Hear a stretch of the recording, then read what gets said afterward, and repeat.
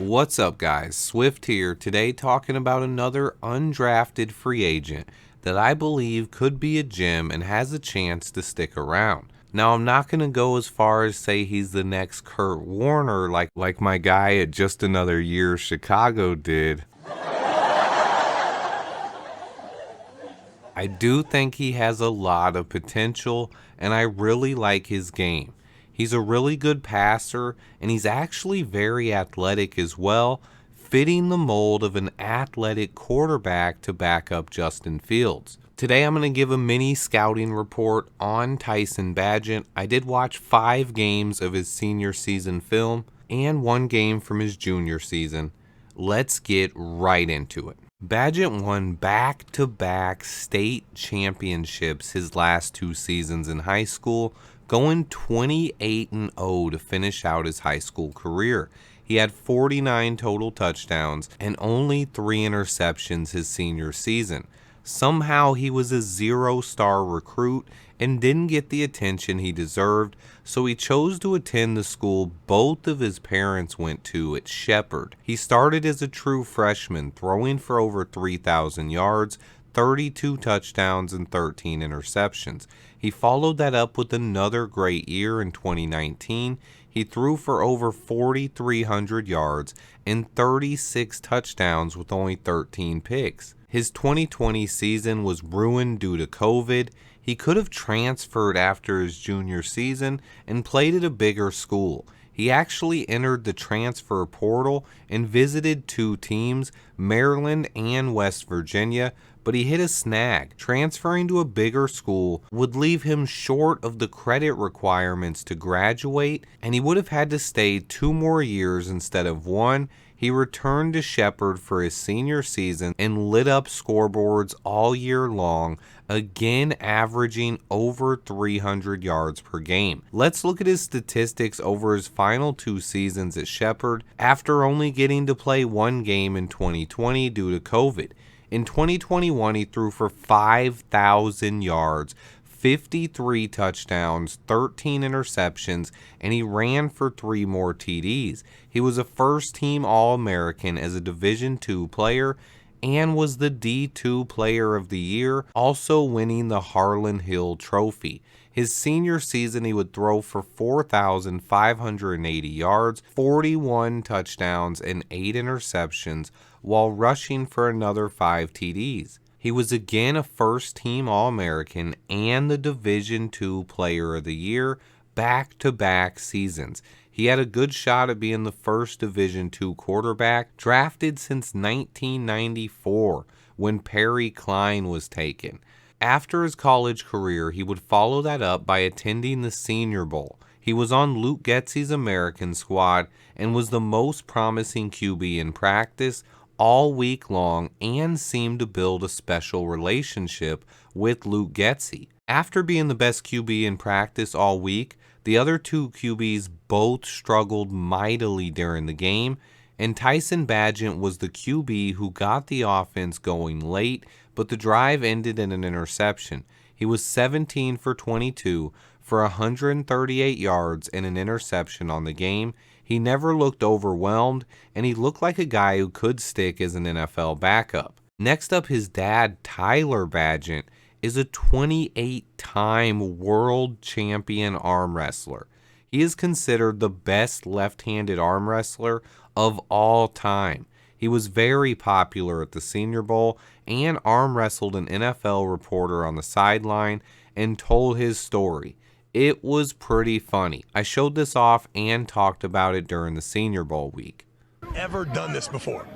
No. Perfect. I'll take over from here. I can actually keep this if you don't mind. It's there, young man. Sir, thanks a lot to the NFL Network. Okay, let's get into his strengths and weaknesses. Bagent is 6'3", 213 pounds, with a nice frame and a ton of athleticism. He showcased his ability sliding out of the pocket and making a ton of plays on the run. He's a confident player who led his teammates and broke every passing record at Shepherd. His statistical production was insane, throwing 159 passing touchdowns and 12 rushing touchdowns in his career. His last 2 years were insane though.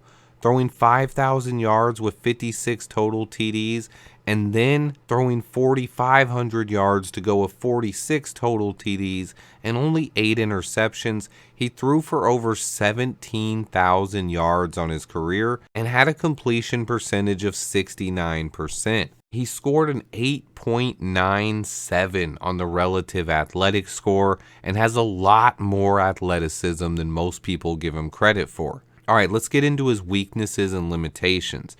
Even though he's very athletic, he really wasn't a rushing threat. He ran 224 times for 179 total yards for 0.8 yards a carry, although he did score 12 touchdowns on the ground. Scrambling was more of a last resort, though. He's a guy who loves to move around the pocket while keeping his eyes downfield. His entire college career came against lower competition, and I wish he would have had more chances to air it out at the Senior Bowl. He also tends to lock on to receivers at times and threw 48 career interceptions. Overall, Tyson Bagent is a tough dude who looks awesome against lower competition.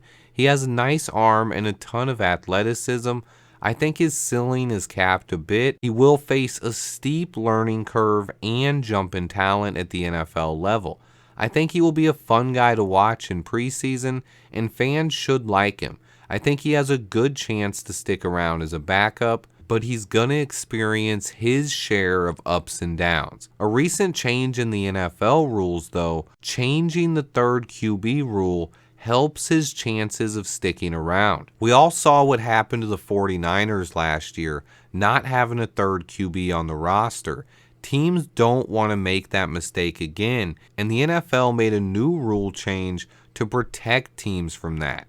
I foresee most clubs having a third QB this year because you can use them in a game without taking up a roster spot. So I do think Tyson has a good chance of sticking around as QB3 for the Chicago Bears for this year and possibly longer. His athletic comparison to me is Taylor Heineke, which I actually see a lot of similarities with.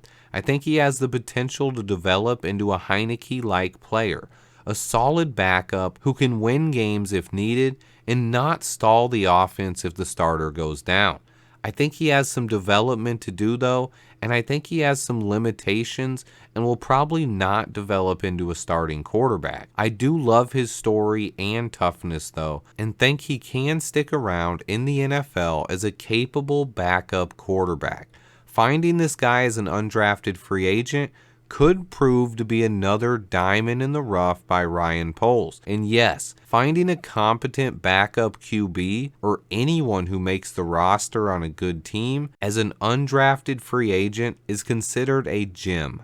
I love this signing by Ryan Poles. He's a guy who seemed to get along with Luke Getsy really well down at the Senior Bowl, and his dad's arm wrestling story also stood out as one of the most memorable stories of the week. I like Tyson Bagent, and I think he has a really good shot to make the roster this season. Keep an eye on this guy in preseason.